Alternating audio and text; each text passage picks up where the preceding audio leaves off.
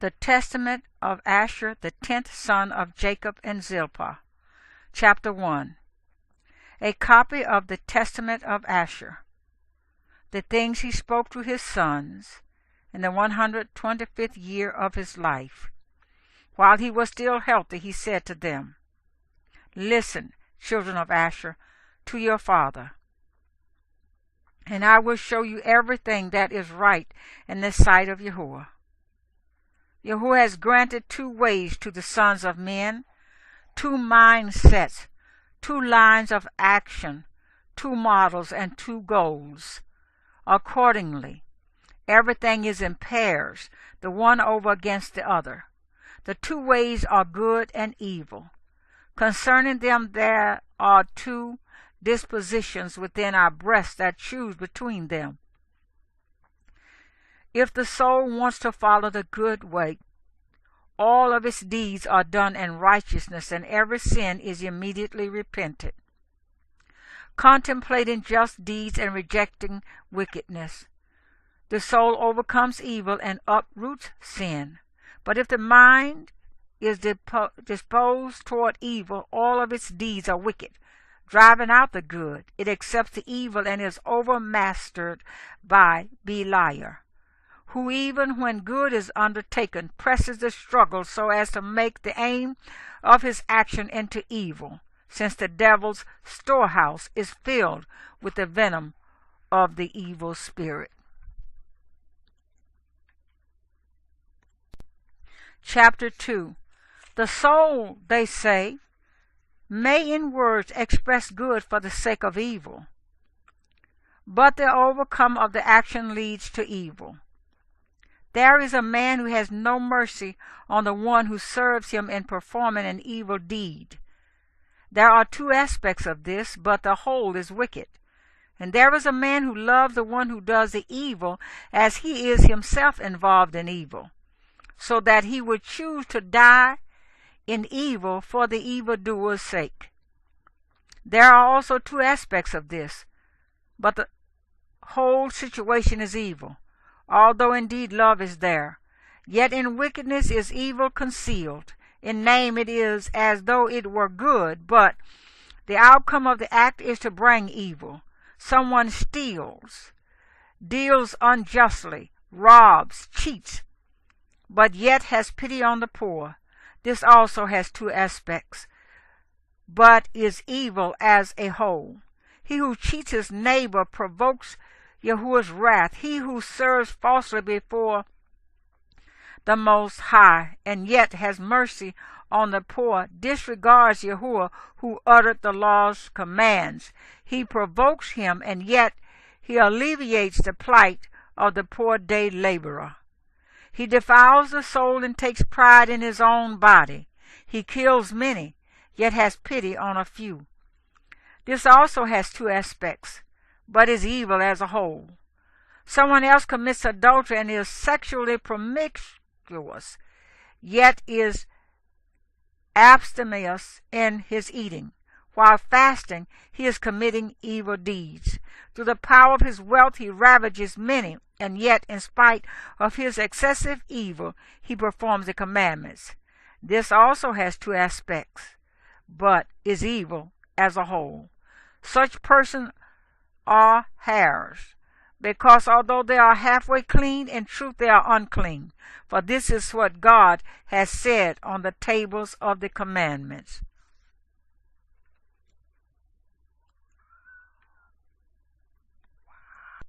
Chapter 3.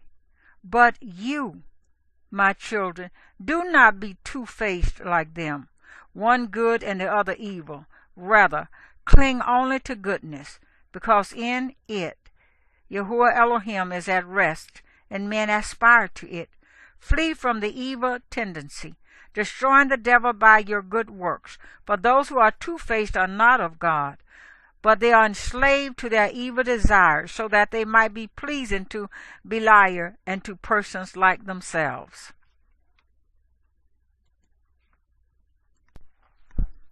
Chapter 4.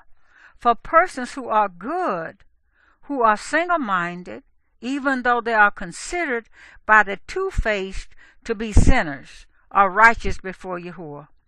For many who destroy the wicked perform two works, good and evil.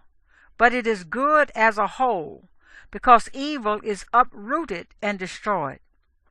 One person hates the man who, though merciful, is also unjust, or who is an adulterer, even though he fasts, and thus is two-faced.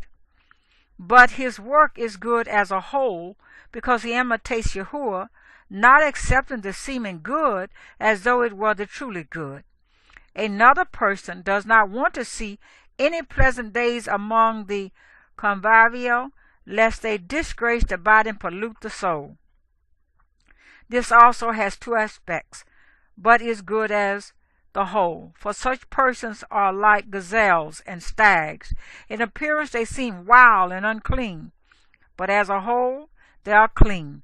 They live by zeal for Yahuwah, abstaining from what Yahuwah hates and has forbidden through his commandments, staving off evil by the good.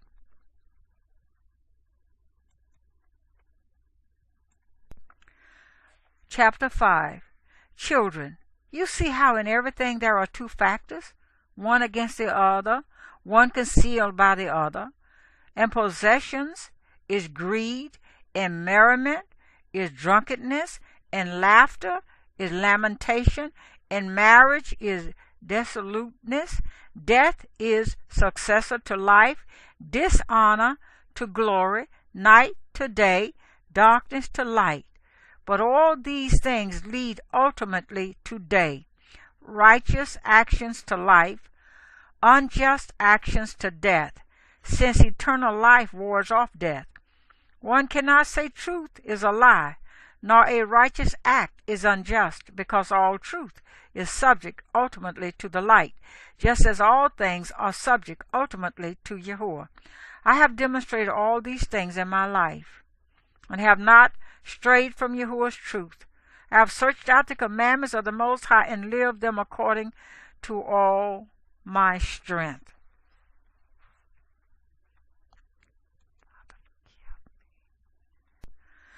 Chapter 6. You also, my children, give attention to Yahuwah's command, pursuing the truth with singleness of mind. The two-faced are doubly punished because they both practice evil and approve of others who practice it. They imitate the spirits of error and join in the struggle against mankind.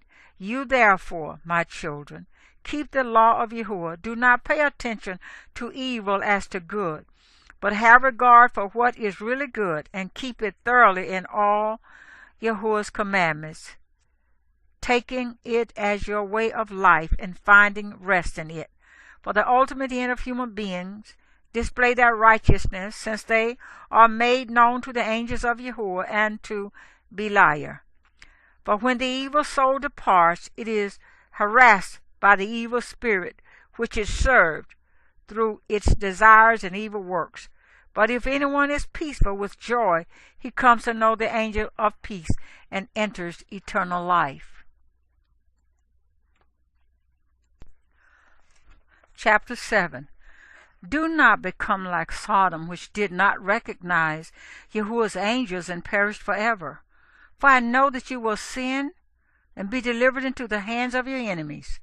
Your land shall be made desolate, and your sanctuary wholly polluted.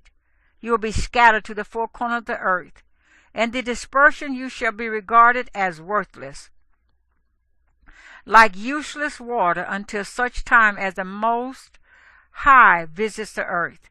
He shall come as a man eating and drinking with human beings, crushing the dragon's head in the water.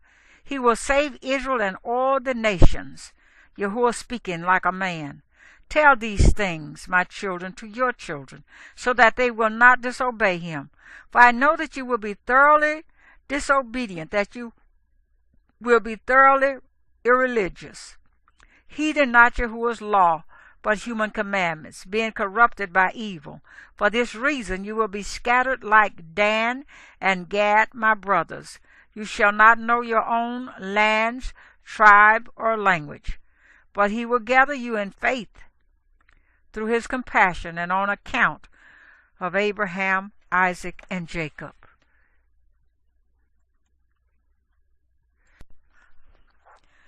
Chapter 8. After he had said these things, he gave instructions, saying, Bury me in Hebron. And he died, having fallen into a beautiful sleep. And his sons did as he commanded them. They took him up to Hebron, and buried him with his fathers.